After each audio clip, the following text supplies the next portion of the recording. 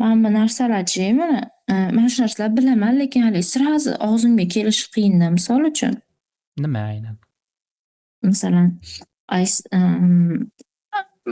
odamlarga nisbatan ning qo'shimchasi bilan, misol uchun joylarga nisbatan, misol uchun, there is a flower corner of the room.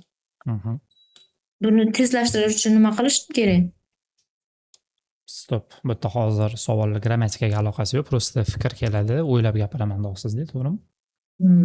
Просто praktika. Просто praktika.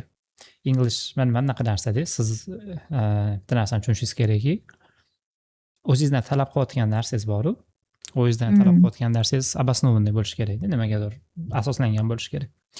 Siz inglizchada men просто gaplashyapman degani, siz ingliz tilini bo'ldi men zo'r bilaman degan tushunchani o'zingizga qo'yib olishingiz kerak emas-da. Tushunyapsizmi?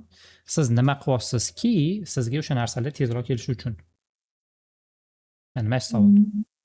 Nima qilyapsiz? Ma'lum bitta praktika qilyapsizmiki, sizga u narsalar tez kelsin. Nima sizga o'zi u narsa hozir tez kelishi kerak? Savol mana shunday. Men buni the walls of this house are very thin o'qidim.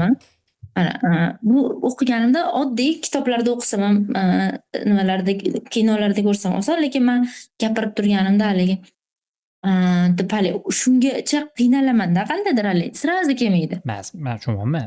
Nimaga srazi kelsin savol? Nimaga srazi kelishi kerak o'zi? Siz nima Chunki o'qiganda bilib turibman-ku, nimaga shuni bu boshqa narsa, mana narsada. Bu men bolalarga tushuntirayotganimda mana bilimni shunaqa tushunchasini beramanki, bolalar kelishadi, men intermediate deyishadi-da. Keyin ular bilan bundoq speaking qilsak, darajasi pastligiga kelib chiqadi. Bolalarni o'zi ko'rsatib beraman, mana mana xato qilding debdi. O'sha payt bolalarning miyasida paydo bo'ladigan narsa, men Murfini ishlayotganingizda, условно говоря, Murfini bilasiz, qanaqa kitobligini, u grammatikaga ixtisoslashgan kitob. Present continuous. Present continuousni mashq qilib ishlash uchun katta kalla kerak emas-da. Kerakli to be ni qo'yasiz, просто fe'l berib qo'yadi, ing ni qo'yasiz. Просто to be verb ing, to be verb ing, tupi qo'yib ketaverasiz mashqlarda. Lekin u degani siz present continuous yaxshi bilyapsiz degani emas-da. Uni ishlay oldingiz degani siz yaxshi bilyapsiz degani emas. Yaxshi bilish nima, bilim nima desa, bilim bu oq varroqni to'ldirib berish. Ya'ni sizga oq varroqni berib, qo'lingizga present continuous tushuntirib bergan desa, siz present continuous qanaqa zamon, qachon ishlatiladi, formulasi qanaqa, uni past continuous bilan farqi qanaqa, present simple bilan farqi qanaqa, o'shanisini detalni tushuntirib berishingiz, mana bu narsa bilim deyiladi. Endi sizga kelsangiz ham hozir shunaqa bo'ladi. Siz aytayotgan narsangiz, mana o'zingizdan narsani talab qilyapsiz, o'zingizga aytayotgan narsangiz nima? Men buni o'qisam tushunyapman, lekin gapira olmayapman. Nimaga siz gapira olishingiz kerak? Siz ko'p speaking qilyapsizmi-ki, o'shanga yarasha siz gapirsangiz. Именно o'sha narsani praktika qilyapsizmi? Siz o'zingizdan shu narsani talab qilsangiz. O'zingizdan unaqa narsani talab qilmang. Siz inglizcha endi boshlayapsiz. Siz ingliz tilini bilgan taqdiringizda ham, ingliz tili yon atrofingizda inglizchada gaplashganingiz bilan, mana bu grammatikalardan boshqasini endi boshlayapsiz. Xudo xohlasa sekin-sekin praktikani ko'paytirib, ma'lum bir narsani praktika qilganingizdan keyin hozirgi bor mana miyangizga shablonli narsalar bor-ku. Siz ishxonangizda o'sha so'rashlar, boshqalar, siz o'ylamasdan o'zingizdan shunday chiqib ketadigan narsa. Bu ham avtomatizmga kelib qoladi, bu kitob degan narsalar ham. Faqat ularni amaliyotda qo'llash kerak. Endi amaliyotda qo'llashingiz uchun konkretni o'sha praktikaga bitta partnyor kerak, speaking qiladigan, men o'sha inglizchada gaplashadigan, undan tashqari shu narsa sizning miyangizda bo'lishi kerakki, bo'ldi, men mana shu narsani ishlatyapman degan narsa. Ko'rgan bo'lsangiz, kitobda yana speakinglari ham berilgandi. Siz bilan oldingi dars speaking qildik-ku, speakingda qaysi mavzuni gaplashdik, esingizda? Self introduction bo'ldi, o'zingizni tanishtirib bering dedim. O'zingiz haqingizda, oilangiz haqida gapirdingiz, boshqa qildingiz. Nimaga aynan shu mavzuni berdi? Bilmasam nimaga? Chunki biz anaqada mavzuyimizda to be notdi-da. To be note. Xuddi o'sha to be'ga sizga speaking berdi.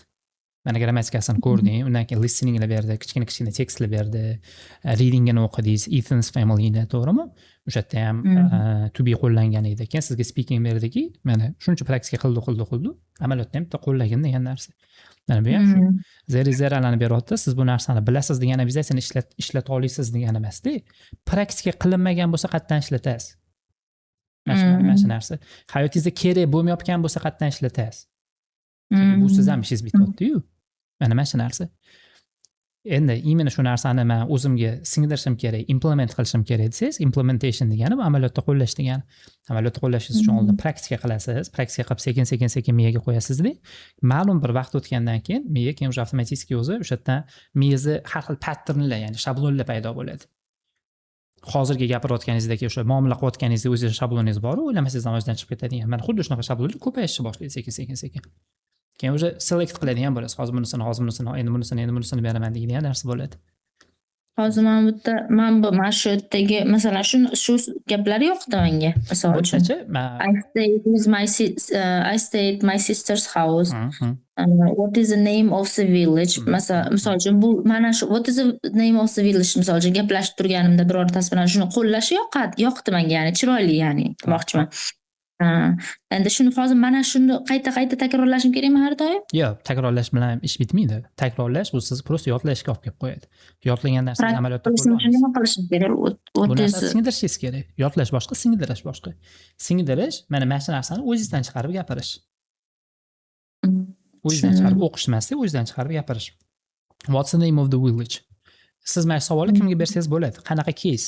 Tasavvur qiling, mana misol uchun hozir chet eldasiz, aylanib yuribsiz. Bitta burchaga borib qoldingiz, qishloqqa borib qoldingiz. What's the name of the village? So'rayapsiz shu narsani. Vizualni tasavvur qiling, gapining. Keyin eng zo'r narsa, o'rganilgan narsani amaliyotda qo'llash bu tasavvuringizda, mana shu gap tuzayotganingizda maksimal realistik gap tuzish. Misol ishlatadigan. Nima deysiz? Ishlatadigan emas. Yo'q, imенно ishlatadigan emas, imенно sizni o'zingizga bog'liq bo'lgan. Misol uchun siz have degan verb o'rgandingiz. Have degan verb o'rgandingizda, sizni akangiz bormi? Ukangizchi? Bor. Singlizchi? Bor. Ha. Opam yo'q. Yo'q, endi opani hozir sal sisterda qiyinroq bo'lsa kerak, qizingiz yo'q-a sizni. O'g'lingiz bor, qizingiz yo'q. Mana shu yerda I have a daughter degan gap tuzishingiz siz uchun prosta tuzilgan gap, lekin miyadan chiqib ketadi. Lekin mana shu gapda siz I have a son deydigan bo'lsangiz, bu emotional connection bo'ladi. Haqiqatda borda bu narsa. Emotional connectionning hisobiga lug'atli odamingiz yaxshiroq qoladi. Xuddi shu o'rinda siz mana aytayotgan narsalar imенно shu ofdan foydalanish, possessive voice'dan foydalanishi, vizualni tasavvur qilib, imенно mana konkretni hayotingizda bo'ladigan case, misol uchun klient bilan o'sha teta kelib qoldingizda, nimadir bu gaplashib qoldinglar, boshqa qildinglar-da. Mana shu savollarni bersam bo'ladi degan narsani o'zingiz uchun praktika qilsangiz, esingizda qolishi osonroq bo'ladi. Qo'llanishi osonroq bo'ladi. Mana shu narsa. Lekin hozir o'zingizdan unaqa narsani talab qilmang. Nima men bu narsani o'qisam tushunaman, lekin qo'lla olmayman. Noto'g'ri talab. Ishingiz tushmagandan keyin qatdan qo'llaysiz savol. Ishingiz tushmayapti, shunchadan beri. Mana shu narsa-da.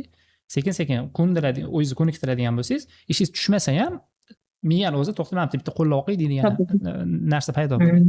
Lekin bu praktikani ketidan kelib chiqadi. Masalan, mana qarang, bunday deyishim bo'ladi. Misol uchun, one customer came and he asked some medicine, and can I use this one? What was the name of the medicine? Desam bo'ladi. Ya, endi bu yerda hozir ozgina complicatedroq bo'lyapsiz. Bu yerda hozir oddiy dorining ismi nima edi deb so'ramoqchi edim. Bu holat bunaqa savol beradigan holat emas-da bu.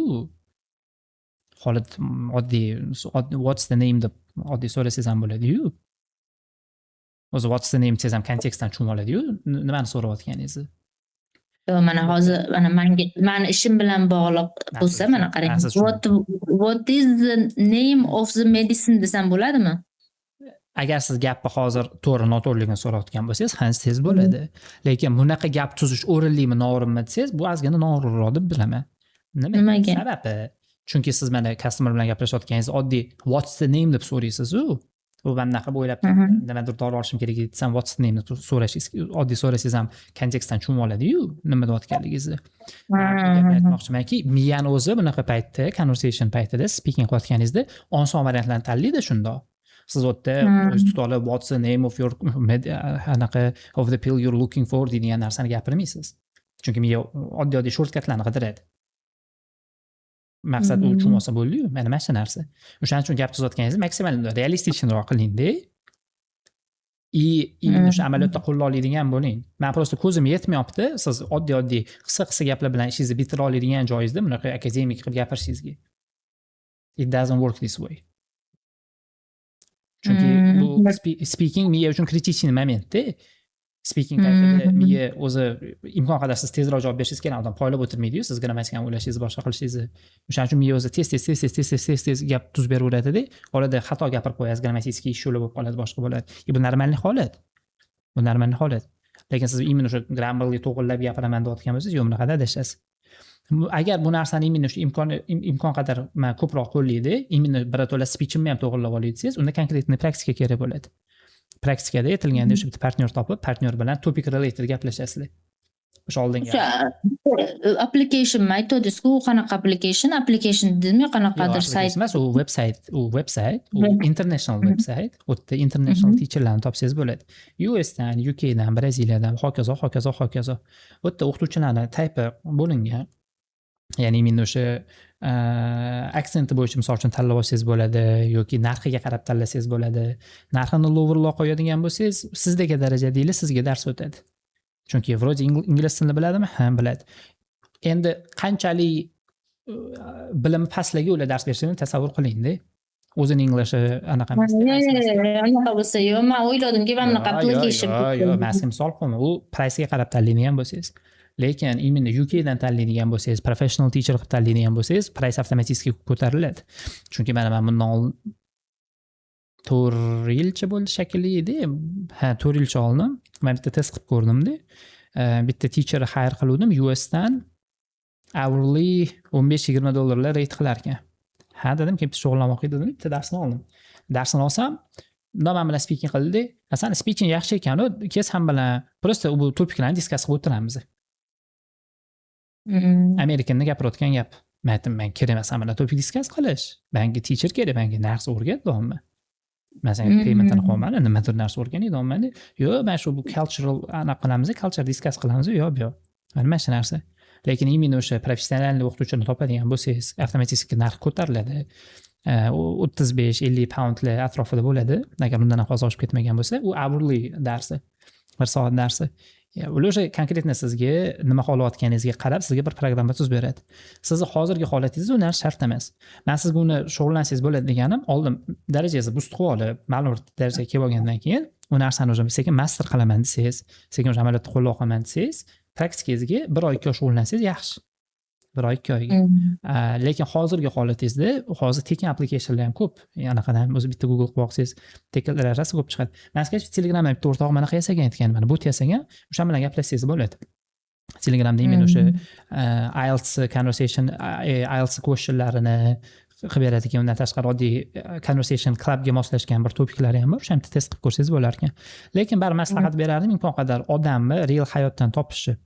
Chunki TTT conversation baribir boshqa-da. Siz ham bitta podsoznательно bot bilan gaplashayotganingizni bilib turib communicate qilishingiz boshqa, bu yoqda o'zidan to'g'ri odam turganida odam o'zini bari ozgina yo'qotib qo'yishi borda, speaking paytida. Imенно o'sha narsalardan yo'qotib, o'sha narsalardan chiqib ketib, o'sha narsani yo'qotib olish uchun real person bo'lsa imkon qadar yaxshi bo'ladi. Okay. Shu narsa.